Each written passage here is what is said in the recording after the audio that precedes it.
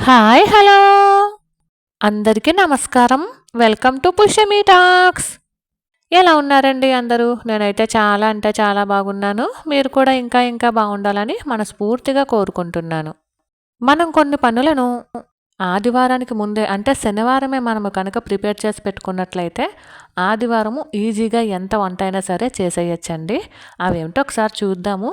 Already ఇంతకుముందు చూసారు కదా, నేను పల్లీలైతే వేయించి పెట్టేసుకున్నాను. 2 రోజులకి సరిపడగా వేయించైతే పెట్టుకున్నానండి. ఒకేసారి అరకిలో, కిలో కూడా వేయించి పెట్టుకోవచ్చు. పల్లీలైతే పాడవ్వవు. కానీ నేనైతే ప్రస్తుతానికి 2 రోజులకు మాత్రమే పల్లీలు వేయించి పెట్టుకున్నాను. నా దగ్గర ఇంక ఇవే ఉన్నాయండి. మళ్ళీ రేపు 1 తారీఖు వస్తుంది కాబట్టి మళ్ళీ తెచ్చుకోవాల్సి ఉంటుంది. అలానే ఆదివారం ఎప్పుడూ కూడా మనం ఎప్పుడూ మన కుటుంబం కోసం గడపాలనే చూస్తాం కదా! ఎందుకంటే వారం అంతా కూడా పిల్లలు కానీ, హస్బెండ్ కానీ ఆఫీసులకి, స్కూల్స్‌కి వెళ్ళిపోతూ ఉంటారు. కనీసం మంచిగా వాళ్ళతో గడుపుదామంటే టైం ఉండట్లేదు కదండీ! ఎందుకంటే పిల్లలైనా సరే స్కూల్‌కి ఉదయాన్నే 7:30, 8:30 అయ్యేసరికి బస్సులు ఎక్కేయాల్సిందే. సాయంత్రం 5:30కి వచ్చినా సరే వాళ్ళకి ప్రైవేట్‌లకి వెళ్ళేవాళ్ళు, అదే ట్యూషన్‌కి వెళ్ళేవాళ్ళు ట్యూషన్‌కి వెళ్ళిపోతూ ఉంటారు. ఇంటి దగ్గరే చదువుకునే వాళ్ళు ఇంటి దగ్గరే చదువుకుంటూ ఉంటారు కదా!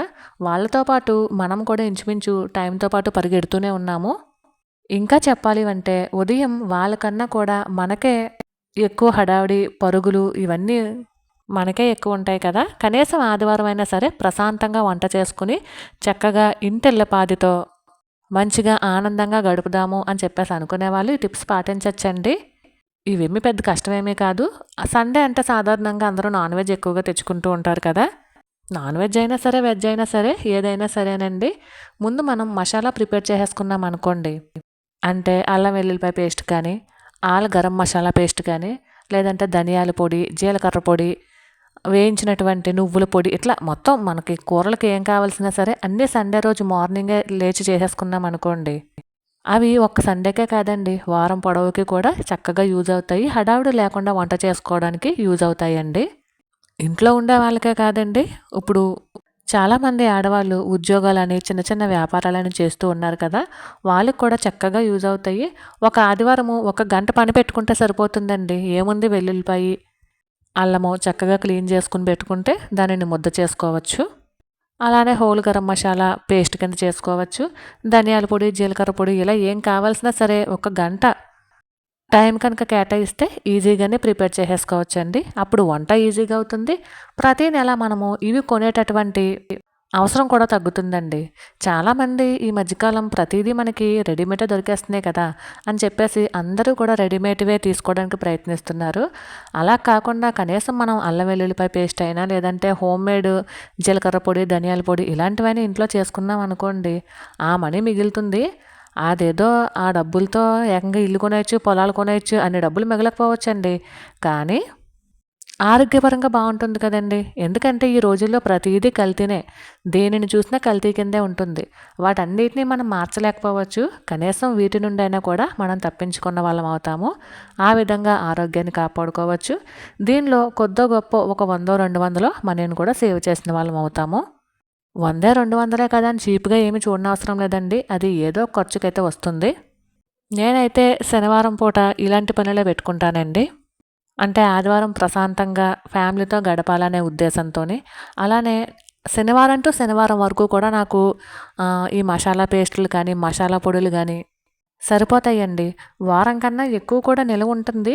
కాకపోతే మసాలాలో ఉన్నటువంటి ఘాటు స్మెల్ కానీ, పొడులలో ఉన్నటువంటి ఘాటైన సువాసన కానీ ఇదంతా కూడా వారం తర్వాత అంత బావుండదండి. ఒక వారానికైతే సరిపోతుంది. అప్పటికప్పుడు రుబ్బుకొని వేసుకున్నటువంటి మసాలాలో ఆ ఘాటు కానీ, ఆ స్మెల్ కానీ బావుంటుంది. కుదరలేని వాళ్ళు ఇలా చక్కగా ఎప్పటికప్పుడు ఒక వారానికి ఒకసారి ఇట్లా మనం ప్రిపేర్ చేసుకు పెట్టుకుంటే ఎంతటి వంటైనా సరే ఈజీగా చేసేయొచ్చు.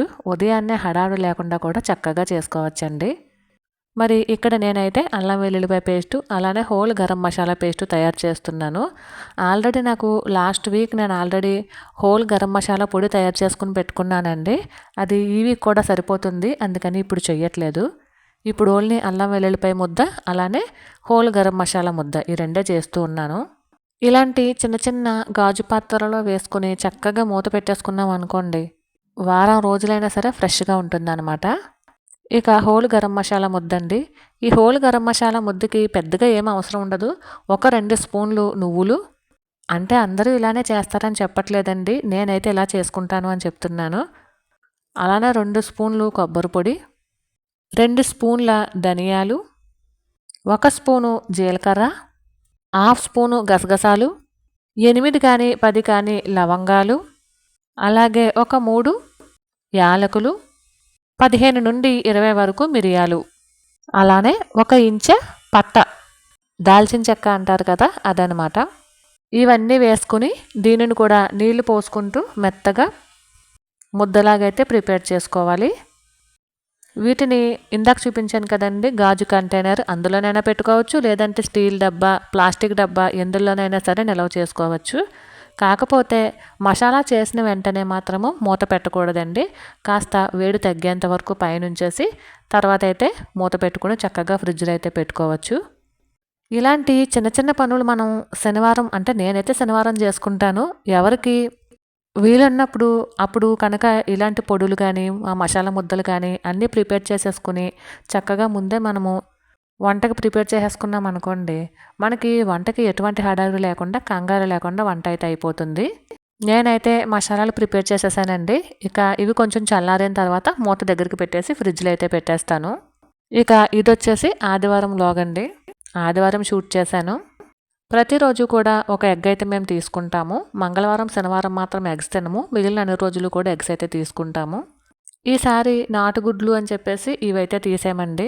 పైగా గుడ్లలో కూడా ఆర్గానిక్ గుడ్లు వచ్చేసినాయండి. ఇవి ఆర్గానిక్ గుడ్లు అంట. ఈ అట్ట వచ్చేసి 280 రూపాయలు తీసుకున్నారు.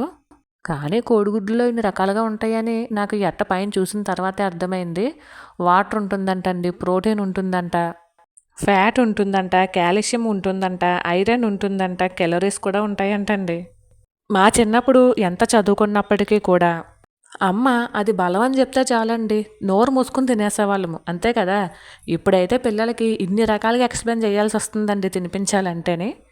అయినప్పటికీ కూడా ఈ రోజుల్లో పిల్లలు తినడం కష్టంగానే ఉంటుంది. ఆ మైదా పిండి అయితే శుభ్రంగా తింటారు పిల్లలు అయితేనే.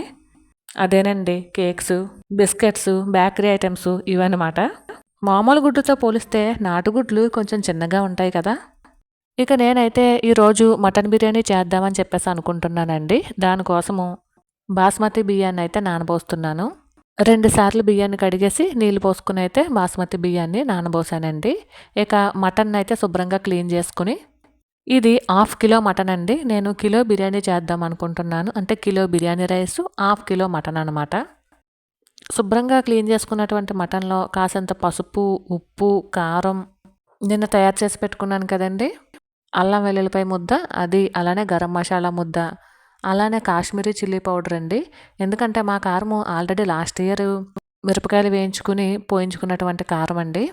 అది ఇప్పుడు కలర్ అయితే తగ్గింది కాబట్టి కలర్ కోసం కాసింత కాశ్మీరీ రెడ్ చిల్లీ పౌడర్ అయితే వాడుతున్నాను ఇక్కడ నేను. ఈ కాశ్మీరీ రెడ్ చిల్లీ పౌడర్ అనేది కారం పెద్ద ఉండదండి, కలర్ కోసమే. అలానే హోమ్మేడ్ గరం మసాలా పొడి కూడా వేసుకుంటున్నాను. ఒక చెక్క నిమ్మరసము, కాసింత పెరుగు పోసి మొత్తం మటన్ అంతా కలిపేసి ఓ పక్కకైతే పెట్టానండి.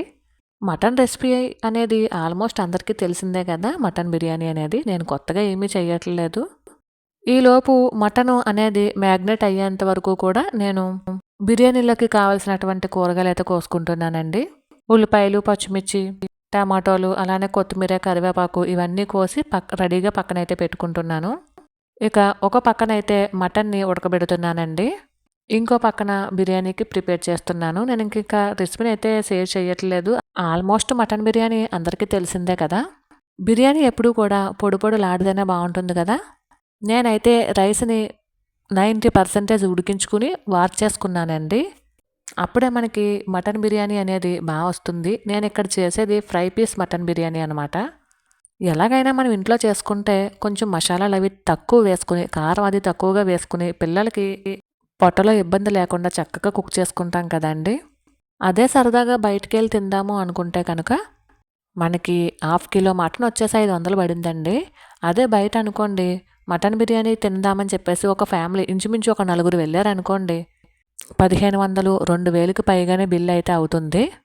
పైగా కొన్ని చోట్ల మసాలాలు అవి ఎక్కువేసి తినడానికి అంత రుచిగా కూడా అనిపించదు. పిల్లలకైతే ఇంకా కారం కారం అని చెప్పేసి చాలామంది అంటూ ఉంటారు.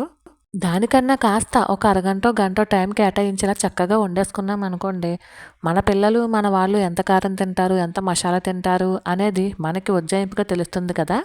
ఓన్లీ మటన్‌కి మాత్రమే ఖర్చు పెడతాం కదండీ! మిగిలినవన్నీ ఆల్మోస్ట్ ఇంట్లోనే ఉంటాయి కాబట్టి, మనకి 500, 600లో ఈజీగా నలుగురు తినేటట్టుగా చక్కగా మటన్ బిర్యానీ అయితే రెడీ అయిపోతుందండి. ఇక నేనైతే చూసారు కదండీ! పైనొచ్చేసి ఫస్టు ఉల్లిపాయలు, పచ్చిమిరపకాయలు అన్నీ వేపేసుకున్న తర్వాత, ఉడికించినటువంటి రైస్‌ని వేసుకొని, దానిపైన ఫ్రై చేసుకున్నటువంటి మటన్ వేసుకొని, దానిపైన కొంచెం పచ్చిమిరపకాయలు, అలానే పుదీనా, కొత్తిమీర వేసుకుని మళ్ళీ ఇంకొక లేయర్ బిర్యానీ వేసుకుంటామన్నమాట. ఇలా లేయర్‌గా వేసుకుంటే రుచి అనేది బావుంటుంది. ఇందులో ఫుడ్ కలర్స్ కానీ, కుంకుమ పువ్వు కలర్స్ కానీ ఏమీ లేవండి. చక్కగా పొట్టకి హాయిగా ఉంటుంది. ఎండాకాలం కూడా ఇంట్లో చేసుకున్నటువంటి మటన్ బిర్యానీని దండిగా తినొచ్చు. బిర్యానీ అంతటిని కూడా లేయర్‌గా వేసుకున్న తర్వాత ఇలా మూత పెట్టుకొని ఇందాక బిర్యానీ రైస్‌ని ఉడికించినటువంటి గుండుకితోనే నేనైతే నీళ్ళైతే పెట్టి చిన్న మంట మీద ఉడికిస్తున్నానండి. ఇలా 10 నిమిషాలు కనుక ఉడికించినట్లయితే మటన్ బిర్యానీ టేస్ట్ అదిరిపోతుంది. కాకపోతే కిచెన్ కొంచెం గందరగోళంగా ఉంటుంది. సర్దుకోవడానికి ఒక 20 నిమిషాలు, 30 నిమిషాలు ఖచ్చితంగా పడుతుందండి. ఇక మటన్ బిర్యానీ అయితే ఉడుకుతూ ఉంది. ఈలోపు ఒక పక్కన రైతా చేసేసానండి. అలానే ఉల్లిపాయలు, నిమ్మకాయలు కూడా కట్ చేసి పెట్టాను. అలాగే మజ్జిగ కూడా చేస్తున్నానండి. వేసవికాలం అనేది మొదలైపోయిందండి. కంపల్సరీ మజ్జిగ అనేది తీసుకోవాలి. వేసవికాలం మజ్జిగ ఎప్పుడు కూడా పల్చగా తాగితేనే మనకి చలువ చేస్తుంది అని చెప్పేసి అంటూ ఉంటారు కదా! అంటే ఇంచుమించు ఒక గ్లాస్ పెరుగుకి 3, 4 గ్లాసులు వాటర్ వేసుకుంటేనే మనకి చక్కగా మజ్జిగ అనేది పల్చగా వస్తుందనమాట.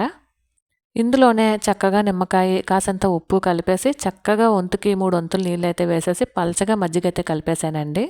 ఇక వంట అంతా అయిపోయిన తర్వాత అంట్లు అవి తోమేసి కౌంటర్ టాప్ అది నీట్‌గా క్లీన్ చేసేసి పెట్టుకున్నాను. ఇప్పుడు కాస్త ప్రశాంతంగా ఉందండి. నాకు వంటంతా చేయటానికి అంటే ఆల్రెడీ అన్నీ నిన్నే నేను రెడీగా చేసి పెట్టుకున్నాను కాబట్టి, ఒక గంట, 20 నిమిషాల్లో నాకు ఈజీగా మటన్ బిర్యానీ అయితే రెడీ అయిపోయింది. అలానే మటన్ కర్రీ చేశానండి. ఇంకా అది మీకు రెసిపీ అయితే షేర్ చేయలేదు. 2 ఇంచుమించు ఒకేసారి కంప్లీట్ అయిపోయినాయి. ఒక పావు కిలోతో కర్రీ చేశాను. అర కిలోతో మటన్ బిర్యానీ అయితే చేశాననమాట. చూడండి ఇలా చక్కగా పొడి పొడులాడుతూ మంచిగా బిర్యానీ అయితే రెడీ అయిపోయింది. అలానే మటన్ కర్రీ అనమాట. అంటే టైం వచ్చేసి ఆల్రెడీ 1:30 అయిపోయిందండి. ఇక ఇప్పుడు మా లంచ్ టైము. నేను వంట అనేది మార్నింగ్ 9కి స్టార్ట్ చేశాను. 10:30, 11 అయ్యేసరికి అయితే వంట అయిపోయింది. కిచెన్ క్లీనింగ్ కూడా అయిపోయిందండి. ఇక రైతా కూడా వేసుకుంటున్నాను. ఈరోజైతే నేను మా ఇంట్లో ఇలా మటన్ బిర్యానీ, మటన్ కర్రీ చేసుకున్నానండి. మరి మీ ఇంట్లో వంట ఏం చేశారో నాకు సరదాగా కామెంట్ సెక్షన్‌లో తెలియజేయండి. ఇక ఫుడ్ అయితే పెట్టేసుకొని ముగ్గురం కూడా కలిసి కూర్చొని తినేసామండి. మాకే కాదండోయ్ ఈ వంట, చక్కగా మా కుక్కలకు కూడా పెట్టాము. అవి కూడా శుభ్రంగా మటన్ బిర్యానీని తిన్నాయి. పెంచుకున్న కుక్కలకు కాదండి, వీధి కుక్కలకే. మటన్‌లో ముక్క కూడా చూసారా చాలా బాగా ఉడికింది. మధ్యాహ్నంతో పాటు సాయంత్రానికి కూడా కొంచెం మిగిలితే అది కూడా కుక్కలకైతే వేసేసామండి. చాలా చక్కగా, ఆనందంగా, ఆతృతగా తిన్నాయి. ఈరోజు ప్లేట్స్ అయిపోయినాయండి. అంటే కుక్కలకి పేపర్ ప్లేట్‌లో అయితే వేసి పెడుతున్నాం కదండీ! ఈరోజు అవి అయిపోయినాయి. ఇంకెందుకని ఈరోజు కవర్‌ని చింపేసి కవర్‌లో అయితే వేసి పెడుతున్నాము. ప్రస్తుతానికి ఒక కుక్కే వచ్చిందండి. శుభ్రంగా మంచిగా తింటుంది. మరైతే ఇదేనండి ఇవాల్టి వీడియో. ఈ వీడియో కనుక మీకు నచ్చినట్లయితే please like and share and subscribe. మరొక వీడియోతో మళ్ళీ కలుసుకుంటాను. అంతవరకు ఉంటానండి. Thank you for watching. Bye.